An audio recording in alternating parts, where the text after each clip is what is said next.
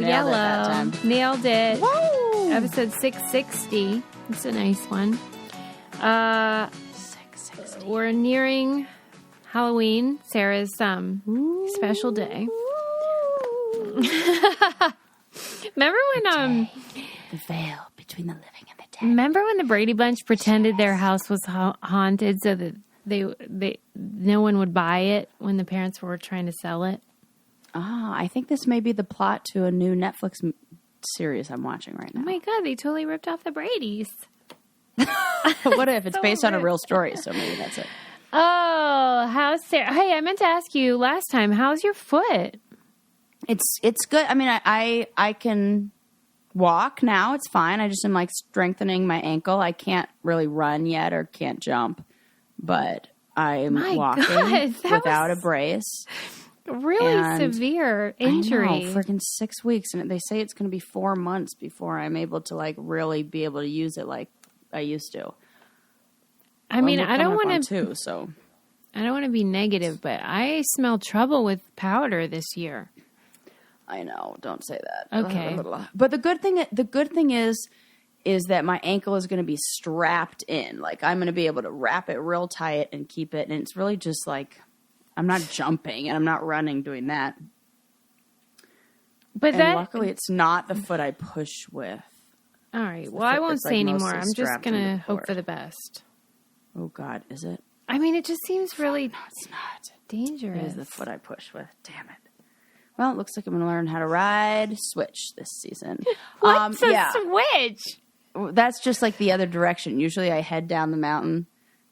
Oh, my God. Left shoulder pointing down, but now I feel like I need to use my right shoulder. What's like the word for ambidextrous, but when it's like your whole body? Switch. Yeah. Well, switch. I'd switch. But I think I'm going to learn how to ski this season. I think I'm going to go, not learn how. My mom yelled at me when I said learn how to ski. She was like, you know how to ski. I've spent thousands of dollars making sure you had lessons knowing how to ski, blah, blah, blah.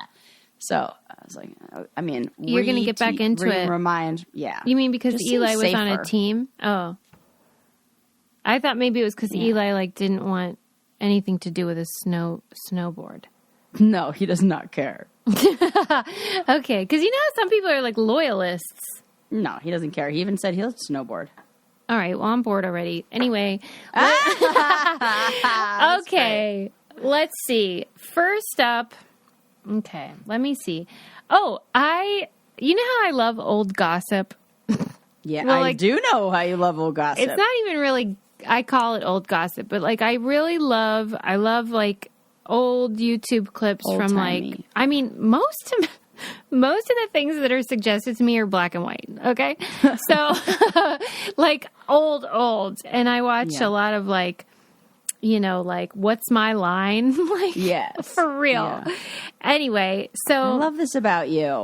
I love it about me, too. And I, first of all, was trying to figure out why I'm so into stuff that happened before I was born. And then I discovered, you know how people go bananas for, like, Taylor Swift, like, Easter eggs and, she wore, purple. That means her album comes out on November 14th. Yes. And I fucking hate it. And I hate all these TikTok people the people that watch TikToks and they try to like decode pop culture bullshit. And like I actually feel upset right now just talking about it. I see. Yeah. This is your space. Let it out. Like they're trying to be sleuths about dumb stuff. Like, you know, it's like conspiracy theory. It's like making up. Yeah, but it's about dumb stuff. Like Harry Styles is gay. Who cares if he is? Shut up. Right. Okay. Agreed. At least 9/11 matters. Like if you have a conspiracy theory about it, at least it's of importance. Right. This is about fluff stuff. Yeah. Who the fuck cares if Taylor Swift is queer or if she has a new goddamn lavender song or whatever? Okay. Is this a real thing? Yes. She has a song called Lavender, and that means she's queer, Sarah. Oh, yeah. Who cares? We're reading between the lines. Who cares? Right. Okay. Yeah. Okay. So what I love is old stuff because it's already done. We already have an end of the story. half of these people are fucking dead. And so, like, Correct. I know the whole story now. I don't have to wait for 20 years to find out if Taylor Swift is queer. So I wanted to mention one of the things that I read recently in my old gossip that I thought was so interesting. And I'm sure people from a gazillion years ago, this is like common knowledge, but this is new to me. So I was reading Frank Sinatra's Wikipedia, as one does. And Man, we look up different things at night. This is great. And I don't know why I thought it was nighttime you were looking this up. I had no idea. Frank Sinatra had a son named Frank Sinatra Jr. Oh, yes. You know this? I know that he has a son named Frank Sinatra Jr. How do you know that even? I didn't even know that part. Most people probably know that, but... I saw some home, like, selling show, like one of those $1 million listings or whatever, and they were selling the home of Frank Sinatra Jr. Okay, Yes. cool. All right. Well, so, I mean, Frank Sinatra Jr. evidently was at one point kidnapped. And, see, old gossip is so great. Okay, so then the kidnappers would call Frank Sr. and want to talk like hostage negotiation type thing. But they only wanted to talk on a payphone. And so Frank Sinatra Sr. would have to go and find a payphone and bring dimes to put in the payphone. And eventually he got his kid back, which, by the way, that's another weird thing. He offered the equivalent of like I think he actually offered $1 million. And they turned it down and then asked for less than that, which I need more info on why. This makes me think the son is in on it. Maybe Sarah will add the conspiracy now, even though it's all like, over. No, I need him to have like still enough because he's got to give to my other and like make sure everything's okay and no suspicious. Like mom's gonna It's be a okay, weird whatever. story. Maybe they're just super dumb. Whatever. But anyway, it had a happy ending. Frank Sinatra Jr. came home, but that was such a traumatic experience for Frank Sinatra Sr. that he was so paranoid about not having dimes to pay in the payphone all that time that for the rest of his life he carried 10 dimes in his pocket and was even This is great. and he was Weird even facts. buried with 10 dimes in his pocket. How cool I is love that? shit like this. See? I love shit like this. I'm telling you, I'm going to make a podcast called Old Gossip. Just wait for it, people. As soon as I You get some free should. time, which I have none, except for the Wikipedia Frank Sinatra, evidently. Anyway, like, how do I have No, time for see that? what that is your brain as survival strategy, like when it doesn't know how to relax. So when it feels relaxed, it also goes, oh no, I'm in danger. I better do something. And how it comforts itself is by learning things. So you spend your relaxation time inevitably learning things because it's like, it probably after 3 days of trying to relax is when you'd actually get into relaxing, in which case you could just read something that you didn't care about. Right? Like fiction, maybe sometime. Ever. Yes! This is Yeah, you're right about that. Anyway, I thought that was wild. And that is super, super cool. I love that kind of thought stuff. you would be into it because it really speaks to like what can happen to your brain and body when you're traumatized. Eli and I were on a walk the other day, and I was just talking to him, and it's getting colder. So we were like saying it's the kind of weather where you get hot on your walk, so you wear just like a beanie instead and and gloves, but maybe even still like a t-shirt. And I was talking about how there is a story out there, old timey gossip about Michelangelo that said his father, like the Renaissance painter, his father told him that he would always be warm if he kept his feet warm and his head warm. And so he never took off his socks. And when he died, they had fused to the skin on his feet, and they had to be peeled off. Shut up! Because he never took them off for years. Oh, I don't know my if this is fact God. or fiction, but this is the story that the old timey gossip that was I heard from the, That is insane. the old books. Yeah, I mean, because to me that like it sounds Same. like It's mental illness. I mean, definitely. But 100%. Mental illness that like the symptoms of which manifest through like something that you're trying to do that you think is the right thing to do.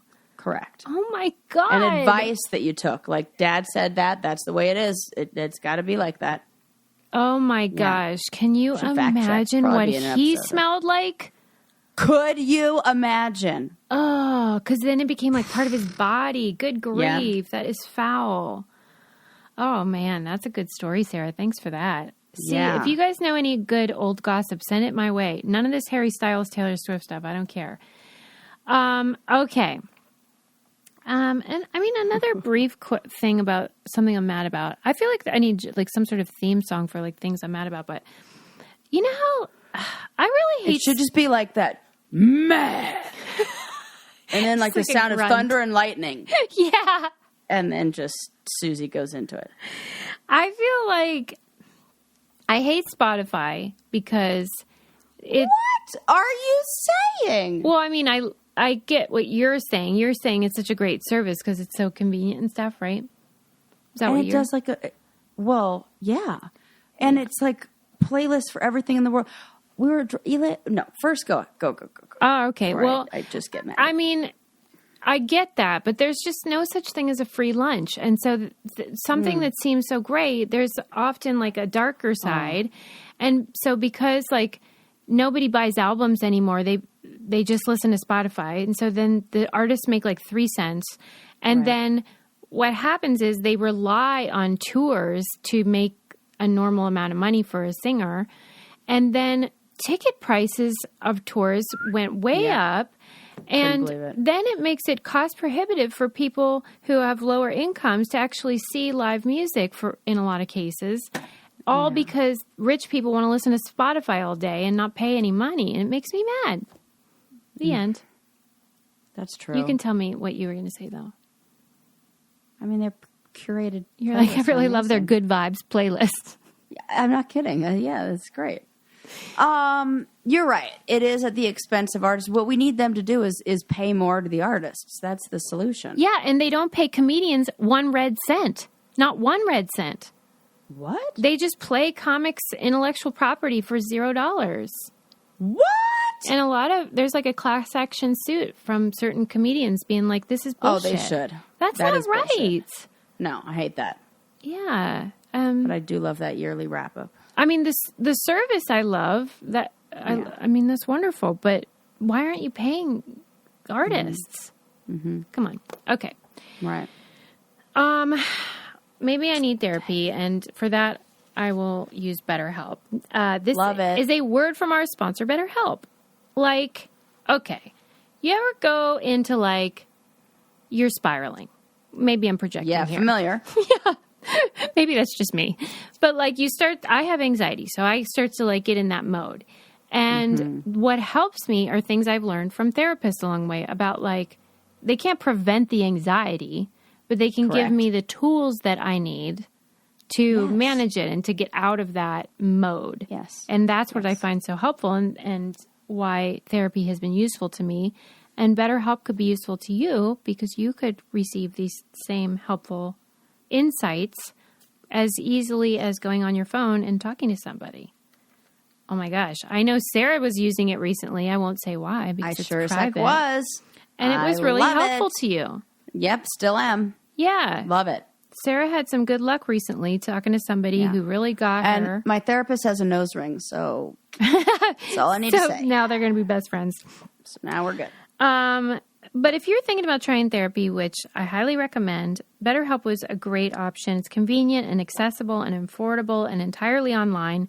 When you want to be a better problem solver, therapy can get you there. Visit BetterHelp.com/BrainCandy today to get 10% off your first month. That's BetterHelp, HELP.com/BrainCandy.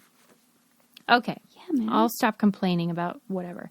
Squats gave me a great recommendation. No, I love when you complain. It's so fun. Thank you. It's so fun. Yeah, Thanks, Sarah. Squats gave me a great recommendation, which was the documentary on Netflix called Into the Deep. And it's about that submarine murder that happened in Denmark a few years ago. What? Do you remember that? I feel like when you have a murder on a submarine, the suspect list is Well, short. right, you dumbass. What are you doing? This Which way did he go? right down.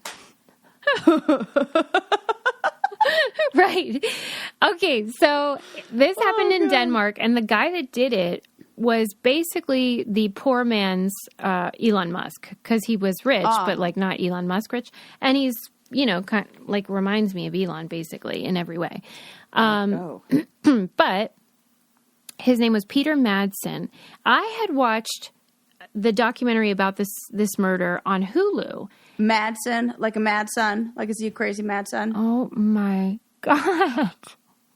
Maybe there are multiple brothers and he's the mad one. Maybe they're all mad sons. Peter Madsen. Oh my God. Yes. Good call. Just saying. I had watched the Hulu documentary and I figured this one would be the same. So I was like, not really excited about it. And Scott's like, no, you got to watch it. So I did. And she was right. This was totally awesome. Here's why.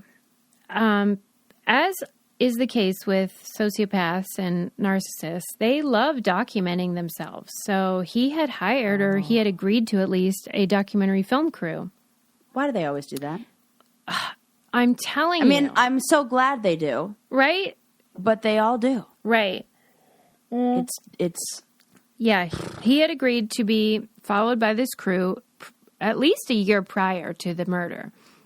And so this woman filmmaker had been documenting him.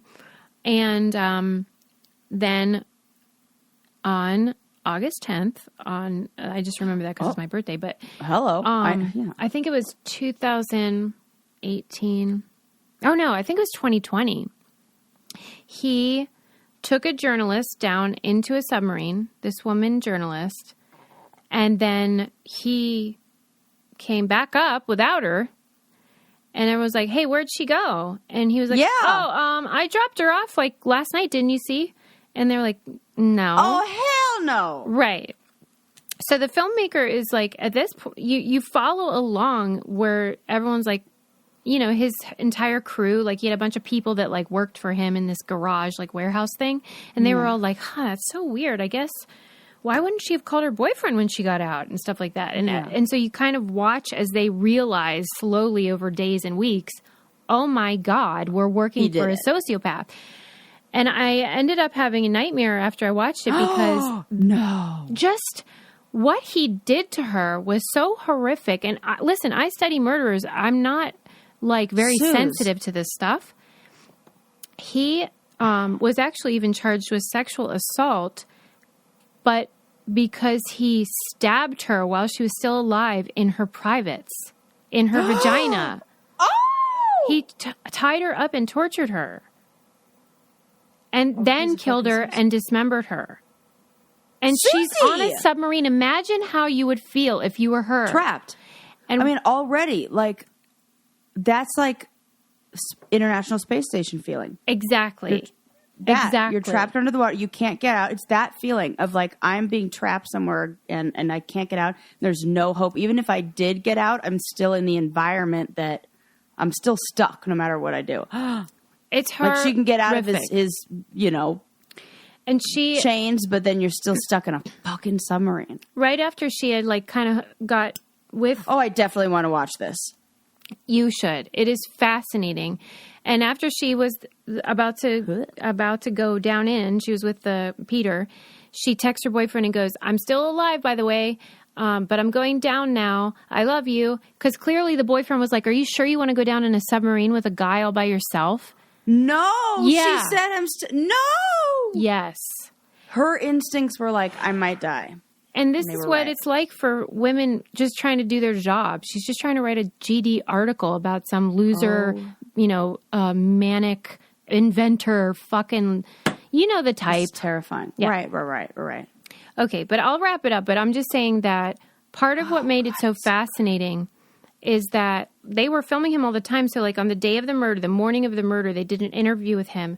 And in the background, they circled like this saw that a wood saw that he then took on the submarine because it's metal. Why do you need a wood saw? Oh, to chop up a body. To chop a bone. Oh. And the next day it was gone. Ew, he was probably so into it. Right. And he had Googled, like, woman beheaded agony the day of. Like, he was into this as, like, his kink. This feels like not his first time. I know. It makes me wonder because... He's arrested. He's gone now. He's like, locked he's a life sentence. The last thing that was totally fascinating was that he was talking to the filmmaker, like, in between interview moments. Mm-hmm. And he was like, hey, let me ask you something. You know how there's, like, predators, like psychopaths that, like, walk amongst us, and they're usually very charismatic and very, like, charming, and ew. And he's like, how would you know, like, if you've been tricked by a psychopath? Like, he was so self-aware. It was insane. I can't get over it. Oh, so my God. You should watch it, Into the Deep on Netflix, because it's just like a true look at a sociopath.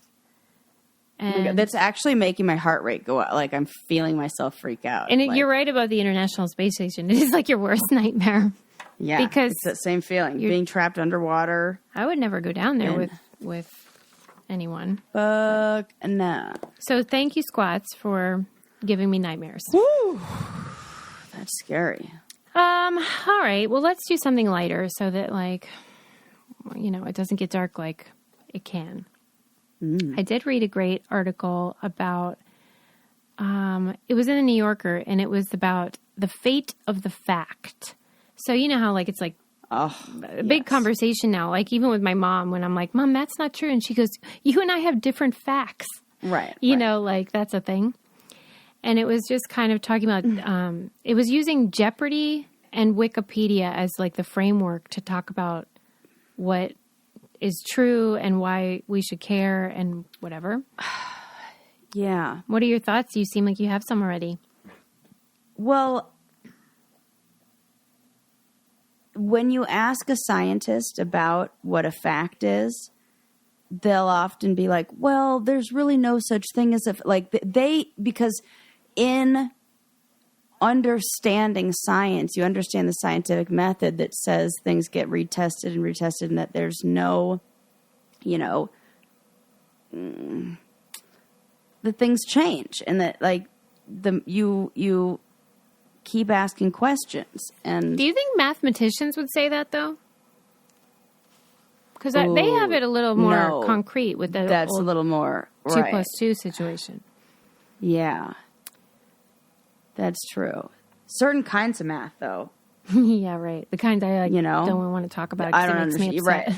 Yeah, the ones that my brother studies, and I'm like, with imaginary numbers and shit, and I'm like, nope, I'm out. Yeah, maybe, but, like, yeah,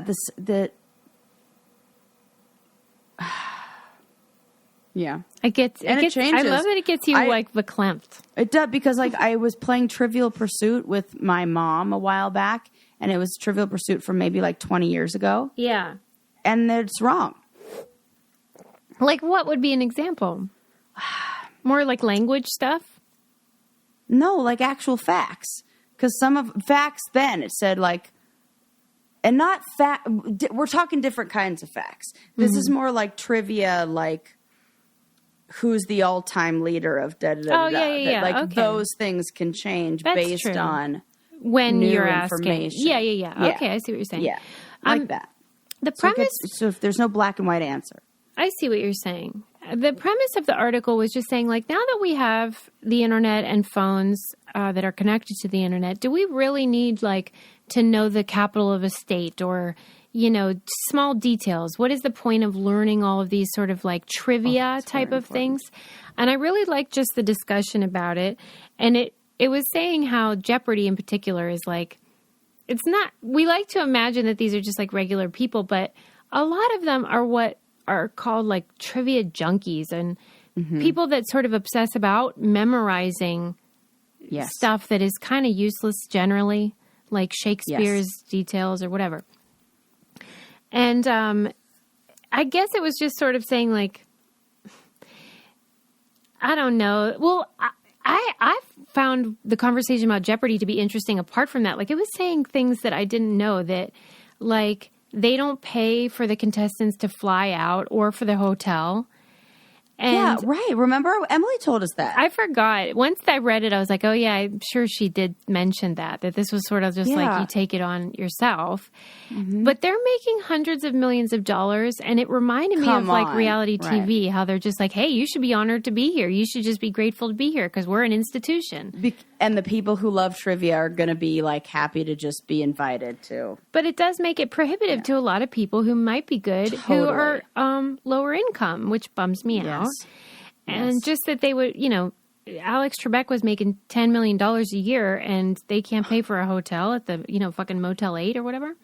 Right. And then how, like, the second... There's no overhead. There's no cost with that show. Yeah, it's just the paying for the talent. And then, there is cost, but not hundreds of millions of dollars, which is what they're not raking like, in. yeah. And then I didn't know building that, a new set. like the second place and third place people on Jeopardy, they get like a set consolation prize, like $1,000 or something, regardless of how much is in, they had bet, their amount on their screen at the end. And the reason that they do that is to encourage risky play, so that you don't think like I better not risk too much because and I was like, because you may end up with more. That even if you bid like I don't know why I get mad about it. Like, this is meant to be entertaining. Of course, they want it to be entertaining, but it hits too close to home. It's the what's going on behind the curtain, the man behind the curtain thing. Exactly. Wizard of Oz shit. I'm like, you guys are just like all the others. Where you're like, what? Because we like to imagine this was the real one. Yes. Jeopardy and then like Alex Trebek and like, we have this like special place in our heart for it. Because it seems like the good one. Like, no, they're smarter than this. No, it was just a game show at the end of the day.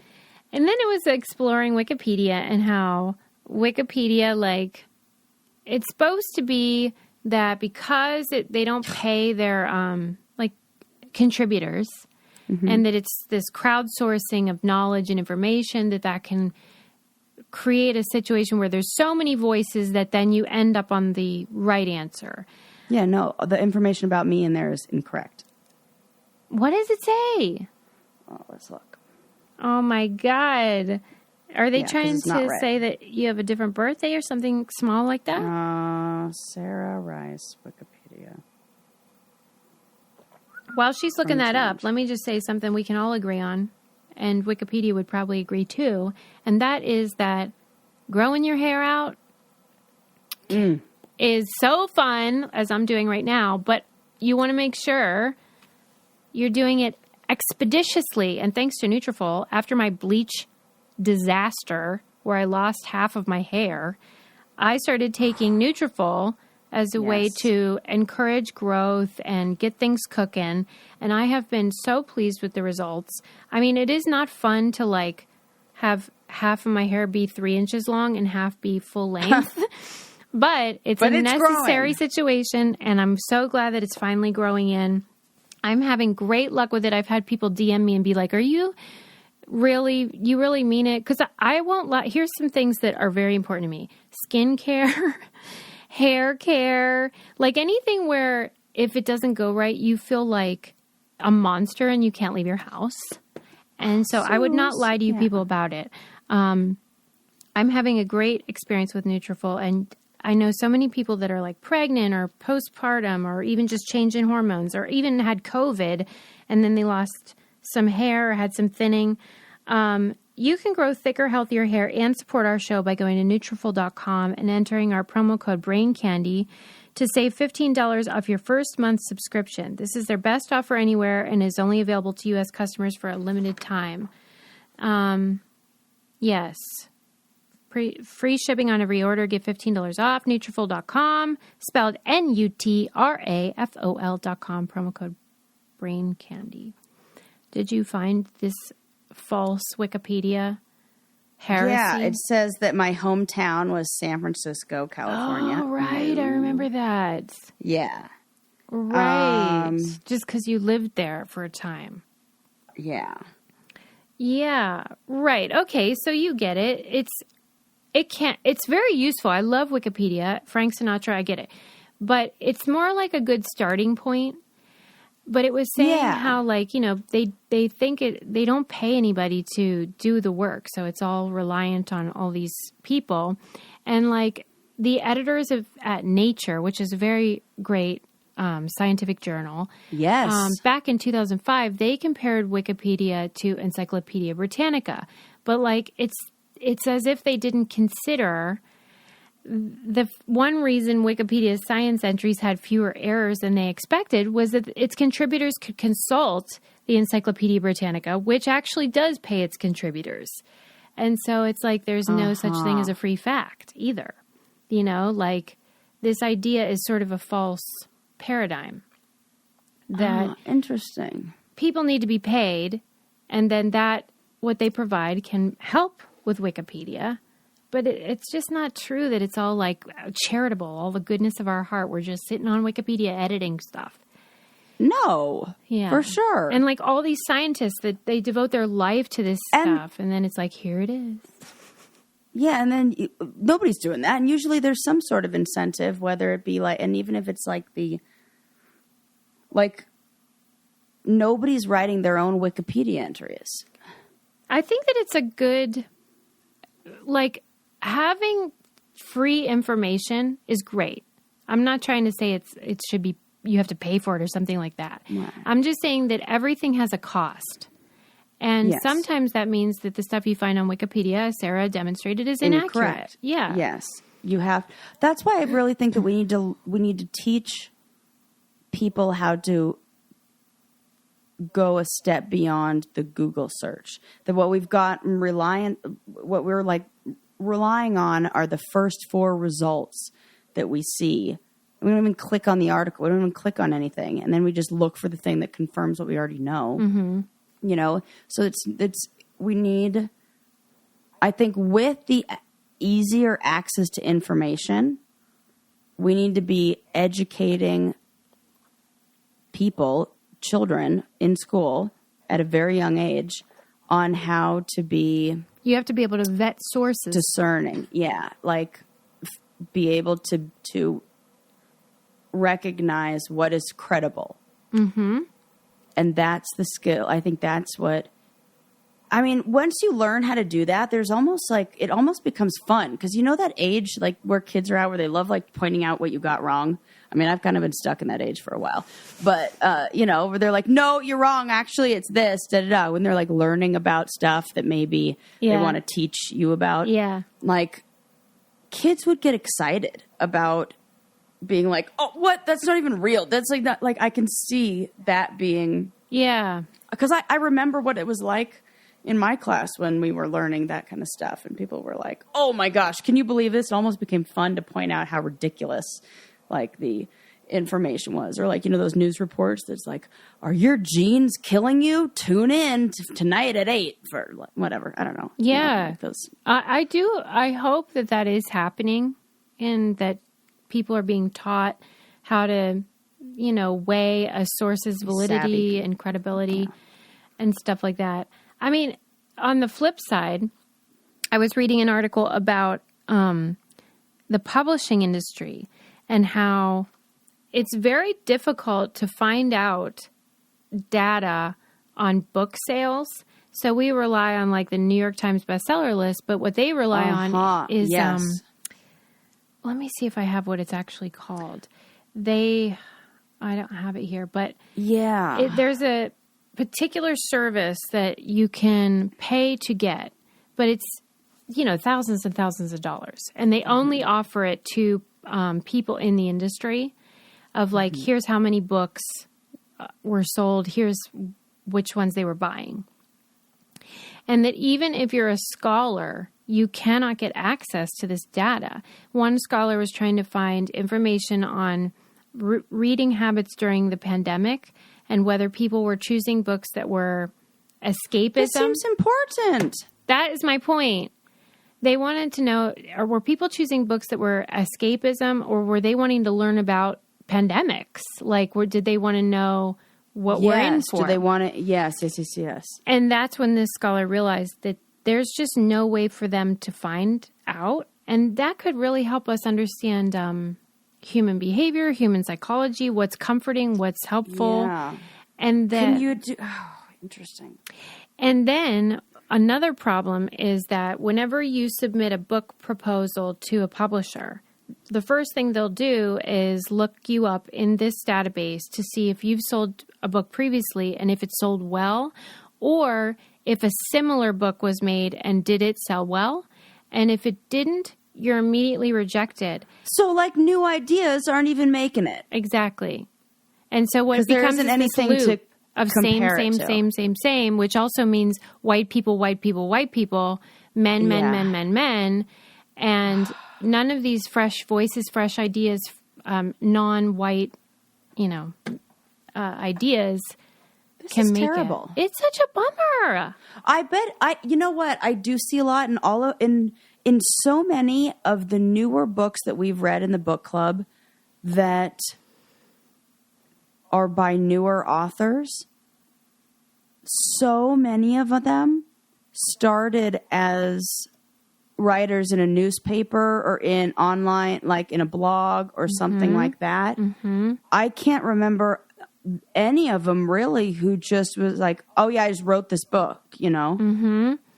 You know what I mean? Yeah. And that what is that about? now, like, a lot of people will just self-publish because that's Right. their only hope of, That's it. and sometimes those will emerge, but it's hard to Yeah. get a hit when you're just a one person. Damn. Yeah, it's a bummer. This is important information for people to know because I think in the work that I do as a therapist, sometimes you hear people being like we're very sensitive. How about I hear this as like just walking in the street and talking to people or listening to anybody or whatevs. People feel very down on rejection. Like people often feel like the thing that they're passionate about, they're not, I don't know, they should give up because they haven't made it yet. Yes. I was reading an article about the guy who wrote Squid Games. That was like the number one Netflix show Of all in time. the world. Yeah. And that guy was rejected hundreds of times. Yeah. Hundreds. Everybody's like, no. And so, when you understand that there are more things at work than just, somebody not liking your work, I think it can kind of help maybe persevere and push through and encourage people to say, fuck it, I am going to self-publish, or because I got to know, I'm going to keep going, or I am going to submit this to whatever it is. Because I don't know, it just feels like... It can be really depressing. Yeah. Especially when the data is put behind a wall, a paywall. Even when I was doing my doctoral dissertation, I analyzed thousands and thousands of tweets, but the only way that I was able to do that was because I used a service called Discover Text that had a license with universities, but that license costs, say $100,000 or something. And because I was associated with the university, I was able to have access to that system and was able to do all that coding and whatever. But like, if a journalist wanted to do it, or an independent scholar like I am now, who isn't associated with a university, well, you got to pay $100,000 for that license, and you can't use it, from a university or an existing institution. So there's a lot of gatekeeping, and gatekeeping tends to benefit the status quo. And you know what? Also, we know that so much stuff is data collecting. Mm-hmm. Those tweets, the reason why nobody's giving away anything for free. Yeah. Technically, at least tweets are accessible to the public. Yeah. Whereas these book sales... But to search them, Yeah, what I did, you could not do on your own. Because it was just Jeez. A system that allowed me to code things by certain whatever. I don't understand. It's technology. I don't get it. Gosh. Anyway... It just makes me upset because then people that deserve to get stuff tend to not. You're right. We get one story over and over and over. Should we talk about the history of the purse or discuss the lottery, which I saw you were posting about the lottery on Instagram today, so it might be in your brain. You had like a thing on your close friends today about something about a lottery. Oh, yes. It was a crazy story about a lottery that Pepsi did a lottery that how did a freaking call get through? Send a voicemail? No thanks. Call declined. A lottery that Pepsi did where they were like it was more like a contest, like under the cap is going to be a winning number. Yeah. And they set it up so they would pick the winners. They had like a random generator to pick the numbers. It would number between 1 and 99. And then they would print, like based on the numbers that were coming, they would print, 2 winners in every group of like every batch or whatever. But it made the product so popular that they decided to extend it. And when they extended it, they reused a number that they had already printed, and it resulted in 80,000 people winning the lottery. And instead of paying everybody out, Pepsi refused to pay, shut the doors to its like factories, and were like, nope, sorry. And people like protested. It was... Well, how did they get away with that? That's illegal. I don't know. Whoa. Yeah. They got away with it because they're a huge company, huge corporation. There was a funny story just a couple weeks ago where in the Philippines they did a lottery and hundreds of people won. And they were going to do this investigation on like, wait, this seems wrong. Like, how could hundreds of people all have chosen the right numbers? But the winning numbers were 9, 18... 27, 36, 45.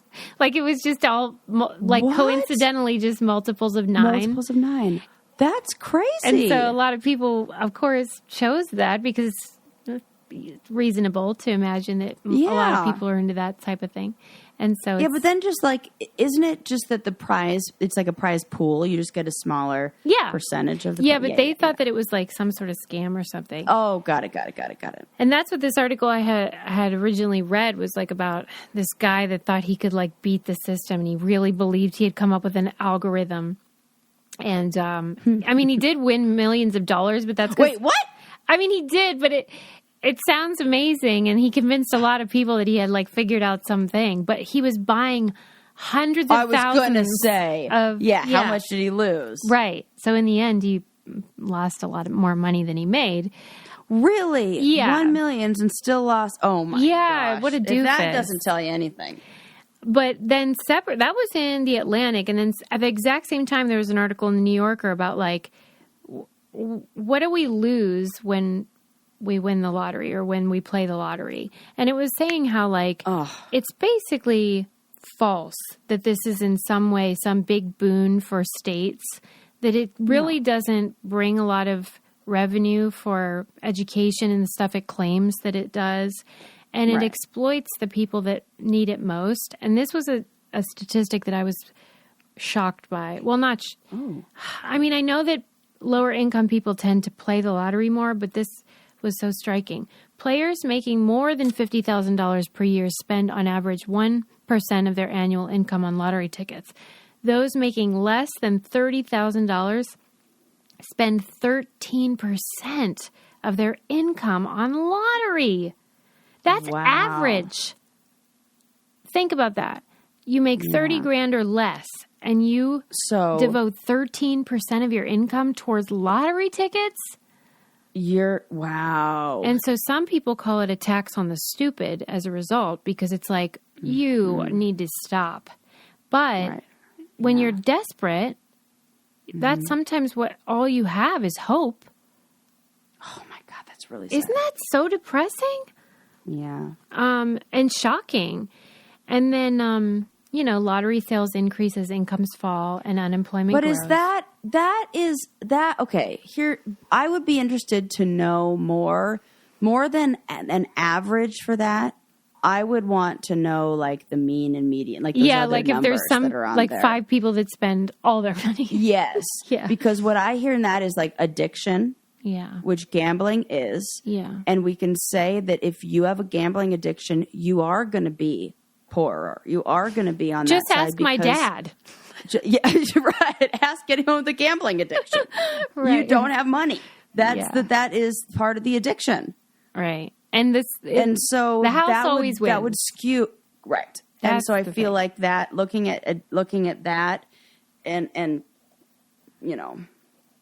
plays a big role in whew, I man. mean, I how am often so would not into that's the what I law. wanted You to know, know. That's what I wanted to know. I had one experience that taught me, oh, you definitely should not play the lottery. So I was playing one of those crossword ones, and they have a crossword one. It's like $3, and it's real fun. And it's like the scratcher lottery thing, not like the, pick your number, Numbers, whatever. yeah. Mm-hmm. And I got really close. I was like, and it gave me this like that rush feeling that was so exciting. And then I didn't get it. And I was like, afterwards, I had the crash of that feeling. And I felt it. I was like, nope, this is not for me. Like, I recognized how I would forever be like chasing that feeling of almost getting it. And how I wouldn't, and I was young. I can remember when this happened. I was like 18, 19. It was like when I remember where I was. It was in Huntington Beach. Yeah. And I was like, oh, this is not fun. Like that, because the feeling of thinking, oh, I'm going to win is like such a high, and that low is such a low. Does it remind instantly. you of Rivals 3 And that at was all? $3. That was $3 I lost. Right. Does it? Yes. Correct, Susie. It does remind you that. Or even when you win, you lose. House always wins. Yes. So I got a good enough lesson in that. Gambling is not for me. The only thing I enjoy is a tournament style Texas Hold'em, because I feel like that's one where we can use our brain to win in a way. And also because it feels like I'm just paying for the entertainment of being there and how long I last. And so it's like going to the movies. So I'm like, oh, $30? Yeah. Well, $30 and I'm in. sometimes I'll pay buying a for 6 lottery hours. ticket can be that, but if Like this, that's why I do the crossword one, because it makes me feel like I'm actually playing a game. See, look at how I have to trick myself. Yeah, there was this scandal. I mean, there's been a lot of scandals recently with chess and poker, but there was a scandal recently with poker. Yeah. The poker one that I saw was that this woman was playing poker, and it, on TV. It was like one of those World Series type things, and the details don't matter. This guy went all in, and she called. She met his bet. Yeah. And then he was bluffing, basically, and she really didn't have anything, but she had more than he did. Mm-hmm. And so she won. As you do. But my God, in the poker community, they fucking act like there's a right way to play. Right. This is what they got mad at when you and I played celebrity poker, and they were mad at, like, you can't do that. Oh, really? You actually can. Yes, I can. It's called good betting. Right. She bet you were bluffing, and she was right, and she beat you. But there was such a stink about it that she ended up giving him his money back. Millions of dollars. Millions. No! Yes. Susie, now there's an upset in the didn't know they were poker fan world. As in me, upset. I know. Because these bozos, I am so sick of it. I'm so mad at this. They think that there's so a mad at right this. way to play poker. Fuck those guys who bullied her into getting her money back. Truly. It was a huge Giving her money deal. back. Anyway, but all that stuff with poker is like, since when are there rules about that? There aren't rules about that. There's like... Remember when etiquette. Remember when I told Mekhi Phifer to suck it because I won? Yes. So then And then what's his name? Kevin Pollak. Kevin Pollak scolded me and told me I had Sorry. bad poker etiquette. Now, Kevin was right. That is very bad poker etiquette anyway to tell someone to suck it. But one of my favorite moves. Really, I thought we were at a charity poker match. It's not like we're getting rich. You're sitting next to Sarah Silverman, for Christ's sake. I don't even think you win any money. It was just for fun, maybe $100 or something. Yeah. But anyway, they liked these men that do it all the time. Like to imagine that there's a right way and a wrong way, and they can go fuck themselves, as far as I'm concerned. Yes, they can suck it. They can suck it. Meanwhile, like, it really was bad etiquette, but I thought it was funny. I know, but that's still. all right, we have enough time, so I'm going to talk about purses after all. Did you see recently there was like a viral thing, like it was trending on Twitter, where a purse of a girl from the 1950s had been discovered in like the demolition of a building, like an intact purse that she clearly had lost with all of her belongings inside had been found. And so they put up these pictures of like, here's what was in it. And I love this kind of stuff. Yeah. I live for this shit. It's like a time capsule. And it really was cool to see because there was like her diary was in there and like, like makeup and pictures of her family and stuff like that. And it was cool. But I subscribe to this Substack. Let me tell you what it is if you want to subscribe. It's called Home Culture by Meg Conley. And she is a scholar and she studies like cool, like she'll study mom influencers on Instagram and talk about like how they make their photos and like what's important in mom culture right now. And like, she's doing it from it's like like an anthropological look at like real life right now. Yeah, like and it's an academic look at mom culture, which you guys know I hate. So this is like a perverse thing that I love. But anyway, she pointed out how if they had found a men's backpack that like we wouldn't be as intrigued, and that there's something about a purse. It's mystery. Yeah, and it's there's like mystery, like you can't taboo. Go in there. Yeah, and it's also like there's something provocative about a woman's purse. 100%. We keep mysterious stuff in there. Are you one of those women that like doesn't like if your man goes through your purse? Because some women are real weird about it. It depends on what I got going on in there. Like, if Eli just grabbed your purse and started rifling through it, would you be like, what are you doing? No, I wouldn't care. And then there's some men that are like, I would never. Like, they act like it's sacred, you know? Right. Like, there's something in there. But I think that this has to do with menstrual products. I think you're absolutely right. This is the taboo. This is I don't want to touch a tampon. Oh and I can remember the time where I was like, don't look at my purse. It was when there was some shame around somebody finding a fucking tampon in my bag or something. Not an unwrapped brand new one. Right. Just like one you might use someday. One I might actually fucking need that every woman's been asked for in the bathroom. Yeah, right. Right? I think that's it. I think you're right. Because, and they're freaked out by stuff like that too. But she then launched into this whole cool little history of the purse, which I had never heard. Women used to carry their necessities in pockets tied around their waist, and they were worn. Oh, that's why they called them pocketbooks. Oh my God! Maybe she didn't even an East say Coast that. name for it is a pocketbook, Yeah. and I was like, this is a West Coast writer because she's calling it a purse. And that's why a pocket around your waist. Yeah, and they were worn under the layered skirt, so it wasn't visible. Yeah. And they were seen as like an undergarment, and they were hidden by like the skirts were quite big at that time. Yeah. And then once skirts slimmed down, then like they poked through the skirt fabric, and so then like it wasn't really a good option anymore. Yeah. So the purse was the solution for that situation. And then they started just wearing them on the outside, but it was seen as very, like, scandalous because it was seen as underwear. Okay. And that's probably part of that. There's something, like... Yeah. Interesting. Yeah, like, they thought women were walking around with underwear draped from their wrists, and it was like this secret place that we weren't even supposed to see. I love this. I loved it, too.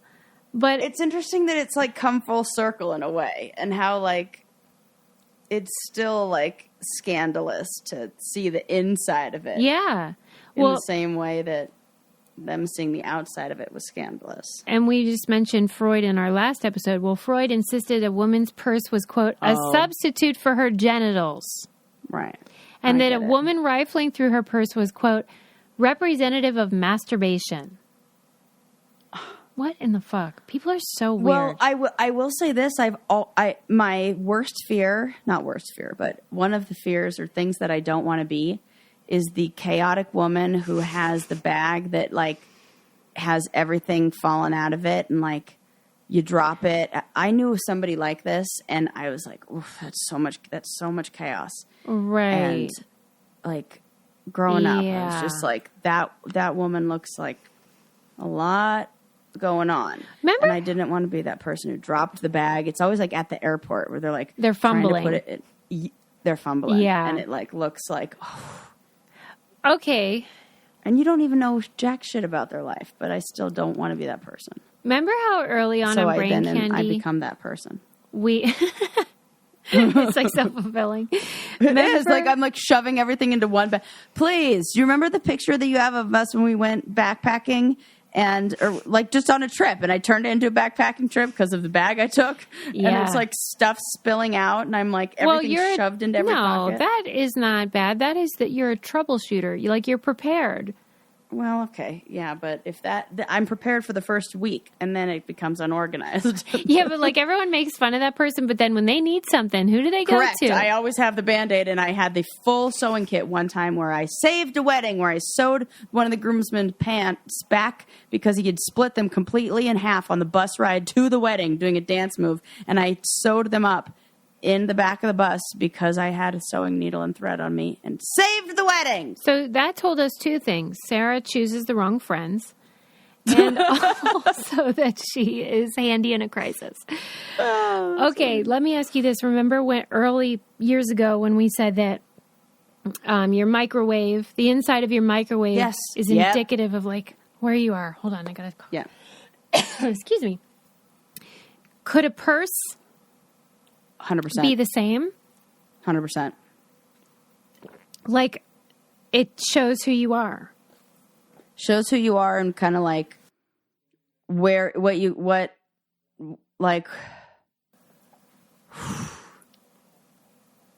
I mean, nothing makes me feel more put together. I'm more on it with my microwave than I am my purse.